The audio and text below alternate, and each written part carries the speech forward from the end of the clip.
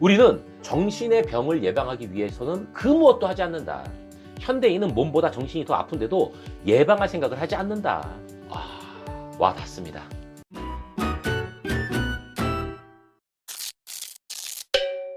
안녕하세요, 다정환입니다. 오늘 이야기할 책은 고전이 답했다입니다.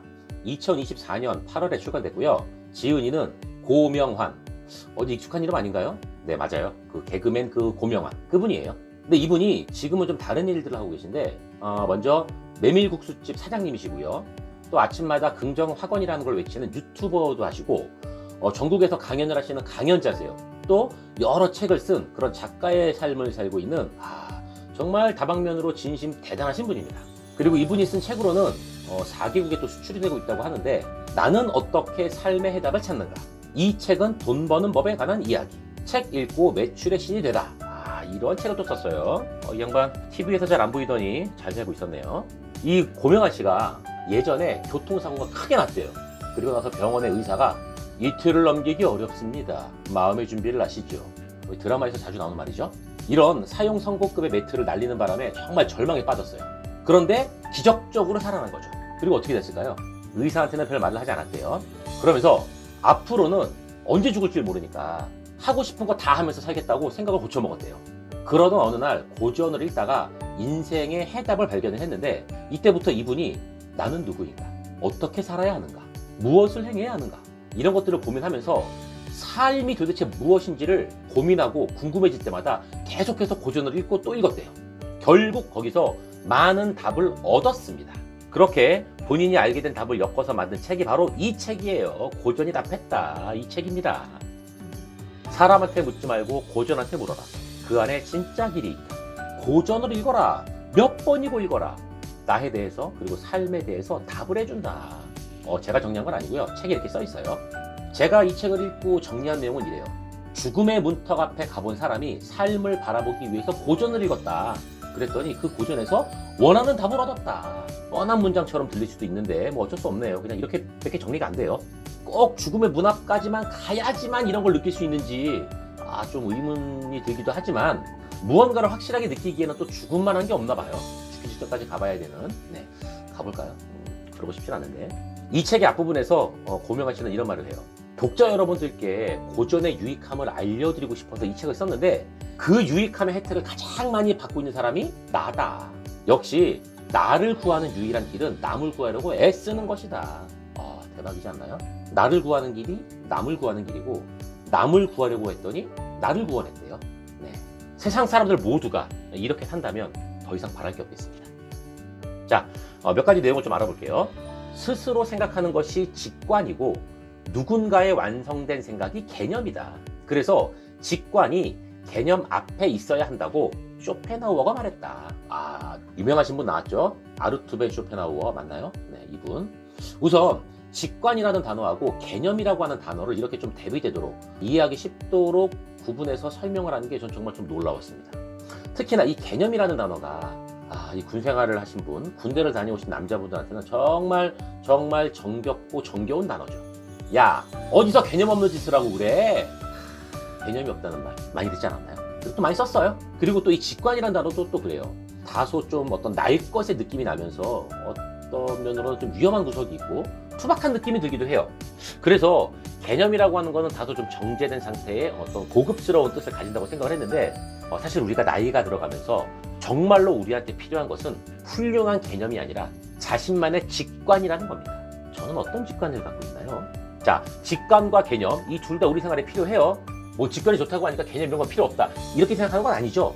그런 건 아니에요. 어린 시절에 특히 뭐 공부할 때나 이럴 때는 개념을 받아들이는 것이 정말 필요했어요. 왜? 뭔가 좀 이해해야 되니까, 배워야 되니까. 그런데 시간이 지나면서 자신만의 직관을 탐구해야만 된다고 지인은 얘기하고 있어요. 근데 우리는 어떻게 살고 있나요? 유명한 사람들이나 남들이 좀 많이 알고 있는, 남들이 많이 쓰고 있는 그럴듯한 어떤 이런 꽤 괜찮은 내용의 개념들을 지속적으로 활용하려고만 해요. 마치 어떤 그 개념에 권위라는 게 있어서, 말한 사람의 권위도 있어서 그 권위를 자신의 것으로 착각하면서 살아가고 있는 것 같아요. 우리는 근데 좀 서툴더라도 좀 포장이 안 돼 있고 조금 덜 다듬어졌다 하더라도 자신만의 것을 자신의 것으로 직관적으로 바라보고 해석하는 그런 단계를 좀 우리는 거쳐야 됩니다.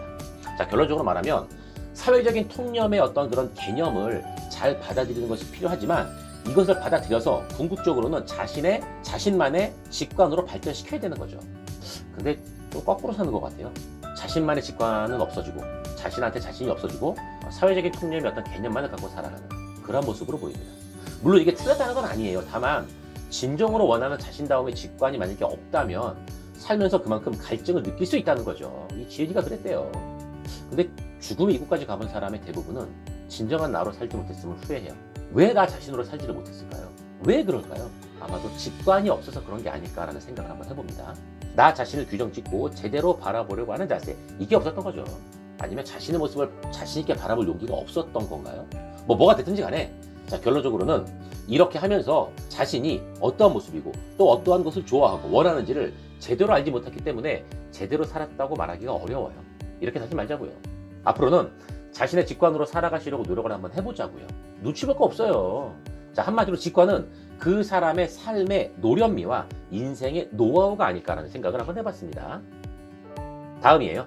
인간은 안정을 원한다. 그런데 진정한 안정은 어떤 상태인가? 가만히 있는 건가? 인간은 계속 변화하는 동물이다. 변화는 움직임이다. 안정적인 상태를 원하는 이 시대의 인간들에게 결국은 움직이라는 말이에요. 안정을 원한다면 움직여라. 무슨 아닐까요? 안정을 원하는데 움직이라니 이게 뭔 소리죠? 여기서 지은이는 자전거를 예를 들어서 설명을 하고 있어요. 두발 자전거 아시죠? 계속 움직이면서 앞으로 나아가요. 근데 그렇게 나아가야지만 넘어지지 않을 수 있고요. 넘어지지 않아야지만 안정적으로 탈 수 있어요.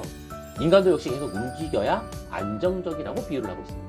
자, 물론 이 얘기를 들으면 반문을 하고 싶은 사람들이 있을 거예요. 네, 자, 이해합니다. 잠시 다른 관점으로 좀 생각해 볼 필요가 있어요. 반문을 하지 마시고 한번 들어보세요. 근데 제가 이런 생각을 해봤어요. 제가 생각한 부분에 어떤 이 안정이라는 것에 대해서 개인적인 해석이 좀 다르다는 거예요. 지은이는 자전거에 비유를 하면서 인간 역시 계속 움직여야 한다. 그래야지만 안정적이라고 하면서 머물면 녹이 쓴다는 설명을 갖다 붙였어요. 자, 안정은 움직이는 거다. 저는 이게 핵심이 아니라 머물면 녹이 쓴다. 이게 핵심으로 보였거든요. 그렇기 때문에 지은이가 생각하는 진정한 안정은 녹이 쓸지 않는 거예요. 움직여라 이것보다는 녹이 쓸지 않아야 된다. 그것이 안정이다. 복지부동하면서 안전한 곳에 가만히 있는 것, 이게 안정이 아니라 자신의 상태가 지속적으로 유지되는 것, 이것을 안정이라고 본 거죠. 생각이 녹슬지 않고 관점이 녹슬지 않고 실력도 녹슬지 않고 여러 가지 등등 녹슬지 않는 상태, 이런 상태가 어떨까요? 이게 어울리는 말인지 모르겠는데 비슷한 말로 이런 게 있어요. 요한 볼프강 폰 괴테 아시죠? 네, 이런 말을 했대요. 이분 이름 말할 때마다 참 길어요. 뭐라고 했냐면 배는 항구에 있을 때 가장 안전하다. 그러나 그것이 배의 존재의 이유는 아니다. 멋진 말 했죠? 네, 안전을 원할 것이냐? 하지만 그것이 존재의 목적이냐? 내가 말하는 건 뭐냐? 저희들이 좀 전에 앞에서 직관과 개념에 대한 얘기를 했었는데 지은이가 바로 여기서 안정에 대한 자신만의 직관을 설명했다고 저는 봤습니다. 근데 이거는 지은이의 상황인 거고요. 저는 여러분들한테 던지고 싶어요. 여러분은 안정이라고 하는 것을 어떻게 해석하고 있나요? 만약에 딱히 정해진 게 없다면 지금 한번 안정에 대한 여러분들만의 개념과 직관을 한번 세워보세요. 그렇다면 꼭 지은이처럼만이 아니라 여러분들만의 그 안정이라고 하는 상태를 정의할 수 있을 겁니다. 그러면 그것이 곧 여러분들의 직관이 됩니다. 어렵지 않죠? 이렇게 하면 돼요. 자, 다음이에요. 얼마나 소유할 것이냐? 사랑은 소유인가 존재인가? 자, 종교라는 것은 내가 신을 소유한 것인가? 신이 나를 소유한 것인가? 내 안에 신이 존재하는가? 내가 신 안에 존재하는가? 이거 참 고민되죠? 여기서는 소유와 존재에 대한 이야기를 하고 있어요. 먼저 고명한 씨 지은이가 종교가 있어요. 기독교래요.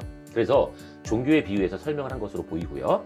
이 종교 생활에 새롭게 들어온 분들 있죠. 네, 새신자라고 하는데 순수한 모습이기 때문에 이 새신자분들은 그냥 하나님 품 안에 존재를 한대요. 그 순간에. 새신자들은 그렇게 생각하고 또 순종을 하는 거죠. 왜? 이제 시작했으니까. 그런데 시간이 지나면서 점점 하나님은 그 신을 소유하려고 든다는 거예요. 왜 그럴까요? 그렇게 개인의 욕심에 따라서 개인에게 소유된 하나님은 존재하는 하나님이 아니고 더 이상 그냥 그 존재 자체가 아니고 그 사람이 소유한 가짜 하나님이 된다는 거예요. 가짜가 되는 거죠. 소유하는 순간 가짜가 된대요.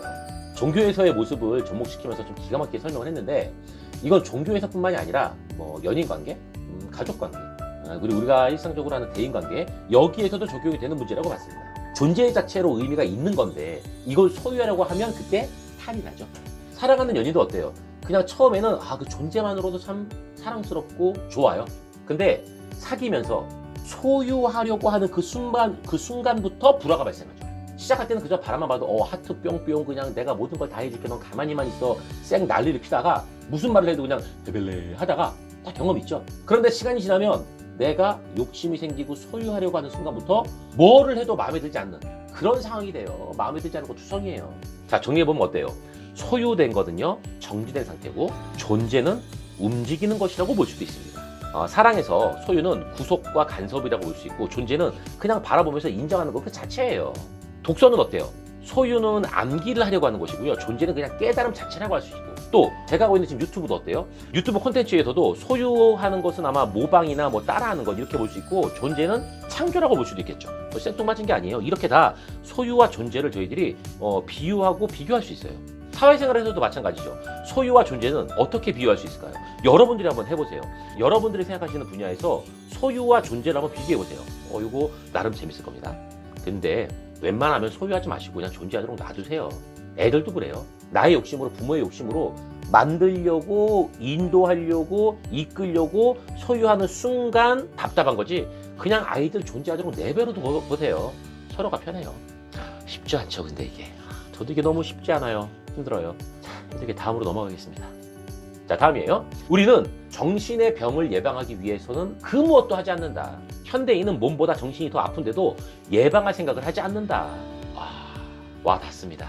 현대를 살고 있는 이 현대인들 정말로 건강에 관심이 많아요. 자, 우선 몸에 좋다고 하는 것 중에 뭐 하고 있어요? 먹는 거? 운동하는 거? 뭐 건강검진? 면역력을 높이기 위한 거? 참 많이 하고 있죠. 먹는 거 정말 많이 먹어요. 몸에 좋다는 거, 궁합이 맞는다는 거 이런 거 많이 먹고 있고요. 운동도 뭐 혼자 사는 운동이든 단체 운동이든 근육을 키우든 유연성을 키우든 정말 많이 하죠. 순발력을 키우든 진짜 많이 합니다. 자, 건강검진 또 어때요? 정기적으로 하죠? 예, 뭐 위아래로 또 내시경도 해요. 내시경도 많이 해요. 면역력을 높이기 위한 거 뭐 하나요? 그렇죠. 예방주사 맞고 때에 따라서 약을 먹고 많이 먹어요. 진짜 많이 하죠. 여러분들도 이 중에서 뭐 하고 있는 거 있으시죠? 뭐 약을 많이 드시나요? 운동을 많이 하시나요? 아무튼 많이 해요. 저도 해요. 저도 운동하고 뭐 건강검진하고 해요. 근데 그거 아세요? 현대인들은 그렇기 때문인지는 모르겠지만 몸보다 정신이 더 아프래요. 우울증, 공황장애, 인격장애, 불안, 화병, 신경과민, 강박, 스트레스 와 정말 많죠. 아마 해가 지나면서 이러한 정신과 관련된 내용들의 새로운 이름들이 이 병에 대한 이름들이 더 많이 생겨나는 것 같아요. 더 세분화되고. 자, 그렇다면 이렇게 많아지는데 이러한 정신의 병을 위해서 뭐 하시는 게 있나요? 건강한 정신을 위해서 뭘 해야 되지 않을까요? 뭐를 해야 될까요? 자, 몸보다 더 아프다는 정신. 지은이는 그래서 건강한 정신을 유지하는 게 중요하다고 얘기를 합니다. 그 예방의 최선의 방법으로 면역력이 강한 정신을 가지기 위해서 독서만 한 게 없다고 강조를 하는 거죠. 독서만 한 게 없어요. 정신을 수양하기 위한 최고의 방법이에요. 명상도 있나요? 네, 뭐 명상도 있겠지만 아무튼 독서 왔답니다. 동의하세요? 독서가 좋다는 거예요? 독서를 통해서 인간관계를 이해하고 성찰을 통해 성숙된 모습으로 살아가야 한다고 말을 해요. 근데 이런 말 하죠. 야, 이걸로 근데 정신의 병이 예방이 되겠니 너? 또 어떤 분들은 야, 내 상황이 어떤데, 야, 내 상황이 이런데 지금 내가 온전하게 살아갈 수 있겠니? 내 정신이 너 뭐 모르고 하는 얘기야 지금 너는 라고 말하는 분도 있겠지만 그 어떤 방법보다도 가장 효과적이라고 이야기를 합니다. 그리고 고전을 통해서 정신의 면역력을 키워야 한다고 말을 하고 있어요. 근데 꼭 고전이 아니어도 돼요. 어떠한 책이든지 간에 나한테 어떤 의미를 던진다면 그 책이 자신한테 고전이 될 수 있는 거거든요. 우리는 이 혼란한 세상에서 견딜 수 있는 삶의 내공, 정신적인 내공이 필요합니다. 모두 다 가짜고요. 필요해요. 이 밖에도 우리는 자주 잘못 알고 있으면서도 자신이 옳다고 고집을 부린다. 남일 같지가 않네요. 또 우리의 불행은 욕망과 능력의 불균형에서 비롯된다. 예, 너무 한쪽으로 치우치면 안 된다는 얘기죠. 욕망으로 주로 치우치고 있죠. 네, 다음이에요. 당신이 뭔가를 할 때 고통스럽지가 않다면 의심하고 점검해봐라. 왜? 실행에는 고통이 따르는 법이래요. 그런데 내가 고통받고 있지 않다. 그럼 뭔가 제대로 안 하고 있다는 얘기겠죠? 이런 말이에요. 또 사람이 살면서 성공하는 방법은 딱 두 가지다. 이기는 방법 배우는 거하고 지지 않는 방법 배우기다. 어떤 걸 배워야 될까요? 글쎄요. 지은이가 추천하는 게 있습니다. 읽어보시고요. 자, 다음. 결심이라고 하는 것은 미래로 도망을 치는 것이다. 결심을 했다면 지금 바로 시행해라. 나 그거 내일 할게. 내가 진짜 결심했어. 내일 할게. 이거는 지금 안 하겠다고 지금 도망치는 거예요. 내일부터 담배 끊을게. 지금부터 끊으세요. 이런 말 아닐까요? 네, 읽어보시고요. 자, 이 양반이 개그맨이지만 참 좋은 내용들이 많아요, 책에. 아마 많은 좋은 답을 얻었나 봐요. 이 사람이 하고 싶은 말은 그거예요. 고전을 읽어라. 몇 번이고 읽어라. 똑같은 거라도 몇 번이고 읽어라. 나한테 그리고 삶에 대해서 답을 해준다. 자, 여러분 이렇게 답을 한다고 하니까 답답하신 분들 있으신가요? 도전 한번 해보세요. 고전 아무거나 한번 읽어보세요. 뭔가라도 얻을 거예요. 고명환 씨가 어떠한 고전들을 읽었는지 책에 마지막에 다 리스트가 나와 있어요. 그러니까 이 책을 읽는 것도 도움이 되고 고전 자체를 읽는 것도 도움이 될 것 같아요. 예. 고명환 씨가 읽었다고 하는 책들 한번 읽어보시는 것도 괜찮고, 그렇게 해서 궁극적으로는 여러분들이 면역력이 강한 정신력을 가지시기를 저는 굉장히 바라고 있습니다. 저도 더 읽어봐야 되겠어요. 면역력을 좀 키워야 되겠어요. 자, 우리 모두 키워봅시다. 자, 이 책은 여기까지 할게요. 여러분들의 다양한 생각과 의견을 댓글로 남겨주시고요. 좋아요와 구독도 부탁드리겠습니다. 지금까지 다정한이었습니다. 감사합니다.